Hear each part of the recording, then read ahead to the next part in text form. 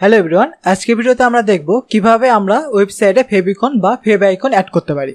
এখন ফেভ আইকনটা কি? ফেভ আইকন হচ্ছে আমাদের ওয়েবসাইটে সবার উপরে যে আইকনটি শো করে। যেমন যদি আমরা এখানে google.com-এ যাই, তাহলে দেখুন এখানে খেয়াল করুন, এখানে যে টাইটেল আছে, টাইটেলের বাম পাশে এই যে আমাদের আইকনটি শো করতেছে, এটি হচ্ছে ফেভিকন বা ফেভ আইকন। দেন যদি আমরা youtube.com-এ ঢুকি, তাহলে দেখুন এই যে এখানে ইউটিউবের ফেভ আইকন শো করতেছে। সো আজকের ভিডিওতে আমরা দেখব কিভাবে এখানে আমরা কোনো ইমেজ বা এই ফেভ আইকন অ্যাড কীভাবে করতে পারি। তো ফেভ আইকন অ্যাড করার জন্য আমাদের যে ট্যাগটি আছে সেটি হচ্ছে লিঙ্ক ট্যাগ, এবং লিঙ্ক ট্যাগ অ্যাড করতে হয় এই হেড ট্যাগের মধ্যে।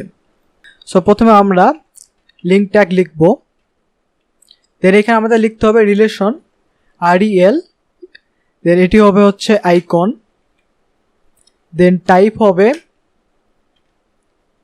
image/x আইকন, দেন এইখানে যে href আছে,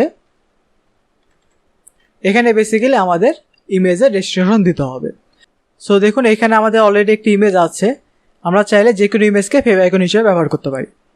তো আমার কাছে যেহেতু এই ইমেজটি আছে, সো আমি এই ইমেজটিকে ফেভ আইকন হিসেবে ব্যবহার করব। তো এই ইমেজের লোকেশন হচ্ছে, প্রথমে index.html আছে হোম ডাইরেক্টরিতে, দেন তারপর আমাদের ইমেজ নামে একটি ফোল্ডার আছে, দেন তার ভিতর আছে image.html। সো এখানে লোকেশন হবে প্রথমে হোম ডাইরেক্টরি, এখানে স্ল্যাশকে হোম ডাইরেক্টরি বলা হয়, দেন ইমেজ ফোল্ডার, দেন স্ল্যাশ, দেন ইমেজের নেম image.jpg।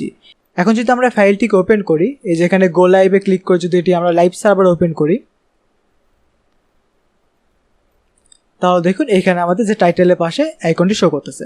আর যদি আমরা এই লাইনটিকে কেটে দিই, তাহলে দেখুন এখানে কোনো আইকন শো করতেছে না। তো যখন আমরা লাইনটিকে আবার ব্যাক নিয়ে আসবো, দেন যদি আমরা সেভ করে চেক করি, তাহলে দেখুন এখানে আমাদের ফেভ আইকন শো করতেছে।